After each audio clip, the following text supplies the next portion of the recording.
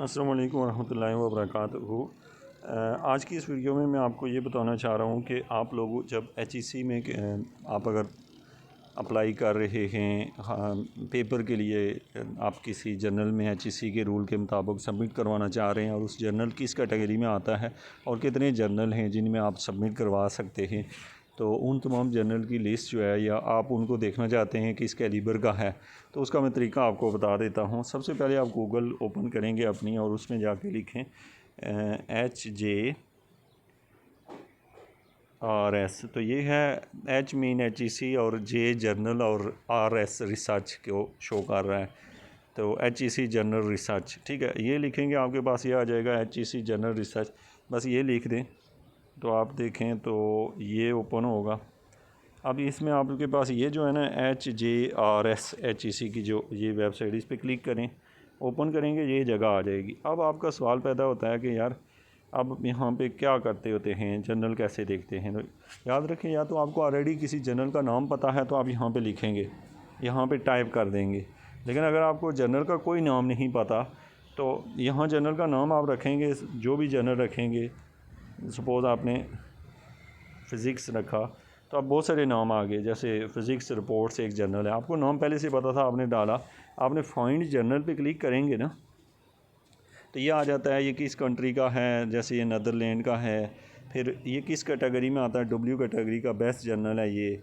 और अब आपका जो कैटेगरी वाइज होती है ना, सबसे अच्छी कैटेगरी W होती है, तो W के बाद जो होती है उससे लो कैटेगरी X होती है और उससे लो Y होती है, इस तरह कैटेगरीज़ होती हैं।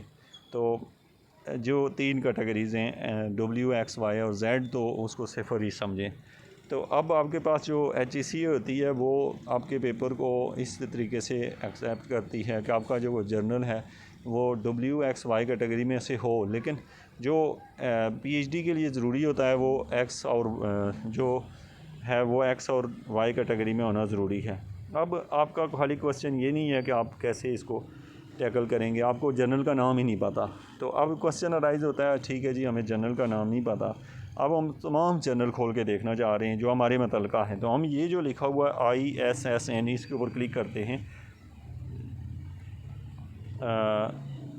सॉरी, इस पे नहीं बल्कि ऊपर ये जो 3 लाइनें आप टॉप पे देख रहे हैं, इन पे क्लिक करें। इन पे क्लिक करें तो ये देखें लिखा हुआ है जर्नल सर्च है, फिर उसके बाद डिसिप्लिन वाइज सर्च है, तो आप डिसिप्लिन वाइज सर्च पे क्लिक करें। अब आप अपना एरिया सेलेक्ट करें जिस एरिया से आपका ताल्लुक़ है। सपोज़ कि आपका एरिया जो है ना इंजीनियरिंग टेक्नोलॉजी है, मैथमेटिकल एंड फ़िज़िक्स है, जो भी है आप यहाँ से नीचे के जाके आप कोई भी सिलेक्ट कर सकते हैं। हर सब्जेक्ट का यहाँ मौजूद होगा। बायोलॉजिकल एंड हेल्थ साइंसेस है, किसी जो भी आपकी साइंस है वो सिलेक्ट करें, या जो भी आपका सब्जेक्ट है। सपोज़ मैंने ये सिलेक्ट कर लिया। अब सब्जेक्ट एरिया आपका क्या है, आपका जैसे यहाँ पे आप सिलेक्ट करेंगे, जैसे पहले से केमिस्ट्री सिलेक्ट है, आप अगर कोई और सिलेक्ट करना चाहते हैं तो जैसे मैथमेटिक्स करना चाहते हैं मैथमेटिक्स कर लें। सब्जेक्ट सब कैटेगरी क्या है आपकी, आगे भी उसकी कैटेगरीज़ मौजूद हैं। अगर आप लेना चाह रहे हैं तो दैट्स गुड, नहीं लेना चाह रहे तो आपको सब कैटेगरी का नहीं पता तो आप नहीं डालेंगे, रहने दें।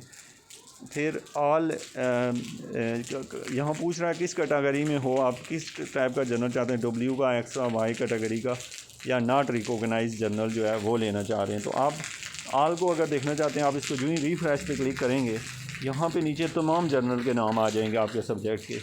अब इन जर्नल के आगे जो है ना वो लिखा हुआ किस कैटेगरी का है, आप ऐसे नीचे जाते जाएँ, ये पेज नंबर 1 या 2 पे जाएंगे तो इस तरह देखते जाएँ जर्नल। अब आप देखेंगे उनमें से किसी भी जर्नल को क्लिक करके आप देख सकते हैं।